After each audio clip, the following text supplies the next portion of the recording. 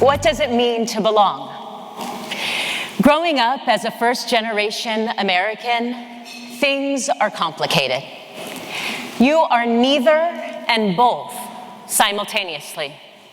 I know I'm 100% American. Of course, I was born here. And I also know I'm 100% Middle Eastern, because that's my blood. But the thing is, I'm not either of those things 100%. As many of you know, I'm an actor by trade and training and have been my whole life.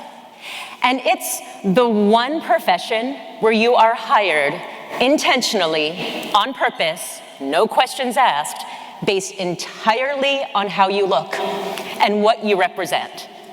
There are no blind resumes, y'all. And for me, this presented a problem of identity. Growing up in my family, we were Americanized. We ate the food and we spoke some of the language until my tete passed away. But there were no stories about the old country, except this book. We had this really thick, big blue, tattered book called the Book of Ramallah. And the first 2 pages was this gigantic spread of a family tree, going back generations and generations. And the other 499 pages was just Arabic. And I had no idea what it said.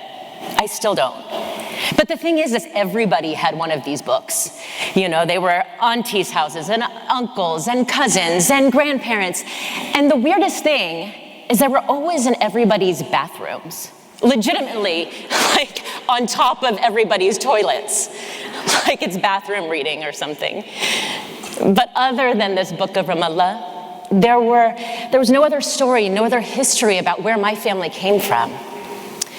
And not until I was an adult and I started asking questions did I find out how my family got here and why. And I don't blame my parents. There's something about immigrants, about the struggle to get here and what they left behind that makes it easier to forget. I came to find out that my mom was born in Jaffa, which I knew, and they fled their home in the middle of a war, and they never went back because their house was bombed. The whole town was flattened. And they became nomads for 6 years, traveling from town to town to town until they finally made it here. How could I blame my mother for not wanting to claim that history, that ingrained trauma? America was their freedom, a new life. And that is how she and her 6 brothers and sisters became what they became, American. And that's how they raised their children. And not until I started my professional career as an actor did I even think about this. I just was who I was. And then I moved to LA, and I started auditioning. And I was only being called in for Middle Eastern roles. Terrorists. Here I am, your token terrorist. If I was really lucky, it was a deli owner. I mean, that was gold. But really, at this time, post 9/11, the stories that we were telling about Arabs were around terrorism. It was the time of Alias with Jennifer Garner and 24 with Kiefer Sutherland.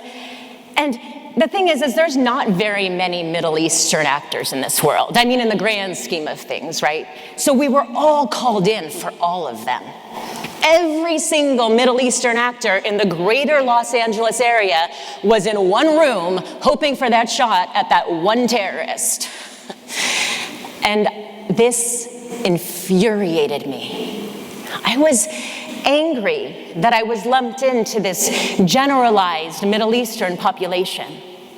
And I was angry that I was pigeonholed because I knew that I was and I could be so much more. And I was especially angry because I didn't know and I couldn't claim that part of me.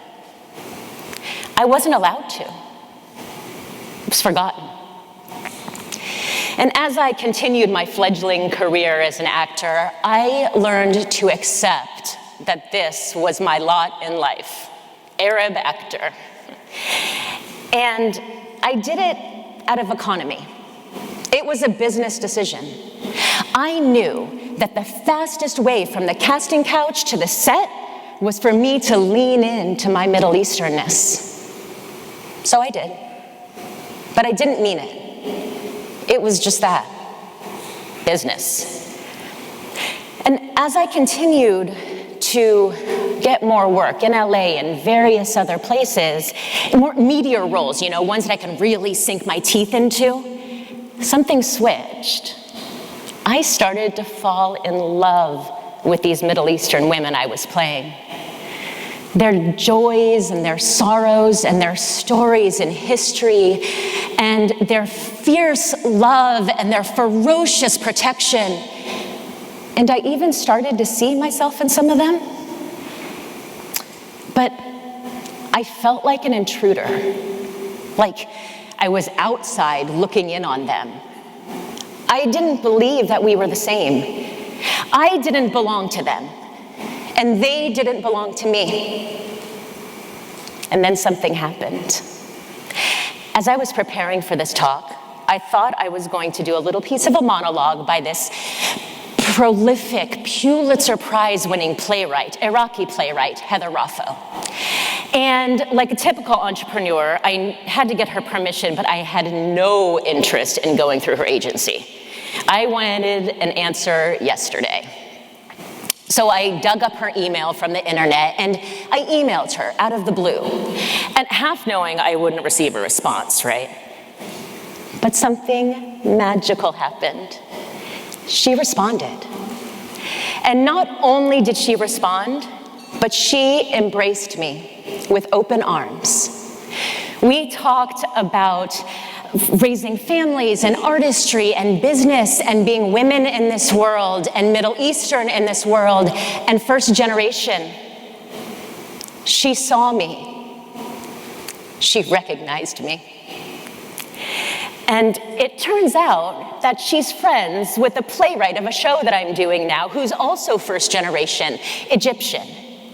And then I met a handful of other people that were the same, who knew my journey, who understood what it was like to have histories that were untold, parents who never spoke about it.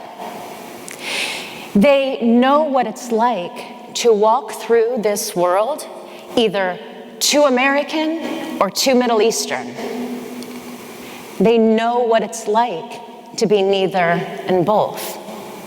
And then all of a sudden, and out of the blue, I felt connected to this Middle Eastern community, this Middle Eastern artistic community that was my own.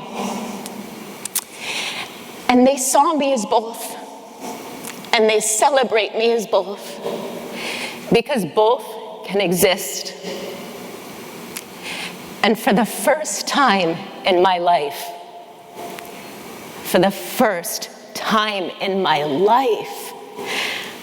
I felt like I belonged. Thank you.